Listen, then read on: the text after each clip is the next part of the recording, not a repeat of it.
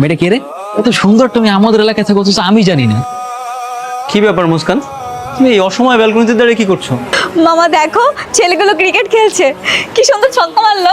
কিন্তু এভাবে এখানে দাঁড়িয়ে চিৎকার করো না, যাও ভিতরে যাও। কি ব্যাপার? রমেশ কাকা ঝাড়ি দিল মেয়েটাকে, তার মানে কি রমেশ কাকার আত্মীয় নাকি? হতে পারে, হইতে। আচ্ছা বাদ দে, ওর ব্যাপারটা পরে দেখতেছি, আমি যাকে বল কর যা। এই স্যারেরা শোনো, এখানে কোনো খেলাধুলা চলবে না, স্যারের নির্দেশ আছে। তোমার স্যার কি রমেশ কাকা নাকি? হ্যাঁ, স্যারের ভাগ নিয়ে এসেছে, উনি মাঝে মধ্যে বেলকুনিতে আড্ডা দেয়, তাই এখানে খেলাধুলা বন্ধ। আচ্ছা ঠিক আছে, সমস্যা নেই, যাও তুমি যাও, আমরা খেলবো না, বললাম যাও। এই কি এসেন খাবা? চকবার খাই। কি ব্যাপার নিতু, এত সুন্দরী মেয়ে নিয়ে ঘুরতে আসছো? কি গো সুন্দরী, খাবা আইসক্রিম? কবির দেখো আমার বোন হয়। তোমার এত সুন্দরী বোন আছে, আগে জানতাম না তো। এই মামা, আমার হট মেহমানদের দুটা কোল্ড আইসক্রিম দাও তো। কিরে কবির, চুপচাপ ডাইনে ভাবে না তাকে সোজা চলে যা, গারানের আগে। যদি না যাই?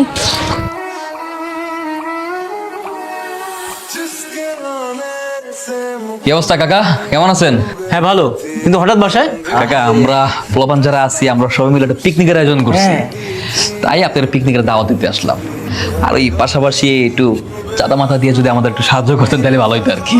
দেখো, আমি এই সমস্ত পিকনিক টিকনিক পছন্দ করি না, আর কোনো টাকা পয়সাও দিতে পারবো না। কাকা আপনারা হচ্ছেন এলাকার মুরব্বী মানুষ, আর আপনারা যদি এই ব্যাপারে হেল্প না করেন, আমরা তো ছোট মানুষ, আমাদেরকে সাহায্য করতে পারেন না, আমাদের যদি সাহায্য না করে এভাবে নিরুৎসাহিত করেন তাহলে হবে?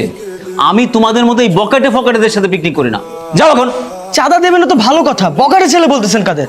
আর আপনার সঙ্গে কি রাস্তায় কখন আমরা খারাপ ব্যবহার করেছিলাম? এই, চুপ। আগেই তোকে বলছিলাম এই লোক একটা খাটাস লোক, এখানে আসতে না। কি বললা? কাকা ওই খাবারের কথা বলছে, কি কি খাবার কিনবো তাই। তোকে বলছিলাম এই বাসায় আসতে না। আরে বাদ দে না। আচ্ছা আস্তে আস্তে পুরো ব্যাপারটা আমি দেখতেছি। Excuse me, hello. জি বলুন। পিকনিকের জন্য কি আপনারা চাঁদা নিতে এসেছিলেন? হ্যাঁ, ওই ছোটখাটো ভাবে একটা পিকনিকের আয়োজন করবো তো, তাই সবার কাছ থেকে টুকটাক চাঁদা নেবার জন্যই আসছি। জন প্রতি কত টাকা? 1000 টাকা। আচ্ছা এই নিন আমার 1000 টাকা।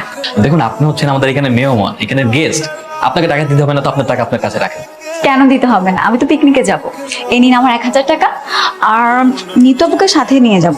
আচ্ছা এখানে 2000 টাকা আছে, এই নিন 2000 টাকা। কি তোর মাথা ঠিক আছে? তোর কি মনে হয় এত রাতে বাবা তোকে আর আমাকে বাসার বাইরে যেতে দিবে? আর আপু কিচ্ছু হবে না, মামার এমনিতে আসতে আসতে 10টা বেজে যায়, এর ভিতরে তুমি আর আমি গিয়ে চলে আসবো। না না না বাবা, আমি এসব করতে পারবো না। আমি কখনো লুকিয়ে বাসার বাইরে যাইনি, আর বাবা যদি জানতে পারে আমাকে মেরেই ফেলবে। আপু একটু ম্যানেজ করো না প্লিজ, আমি 2000 টাকা দিয়েছি, আমার তোমার দুইজনের টাকাই দিয়েছি। আচ্ছা ঠিক আছে। কিরে এখানে একা বসেছিস কেন? চল গান শুরু করি। আরে নিতু আর ওর মনে এখন আসছে না কেন? এতক্ষণ তো চলে ছাড়বো। আরে না আসলে তো ভালো কথা, আমরা খাবো, সমস্যা কি? আর টাকা তো দিয়ে দিয়েছি। এই লোক, এই কোন ধরনের কথা বলতো?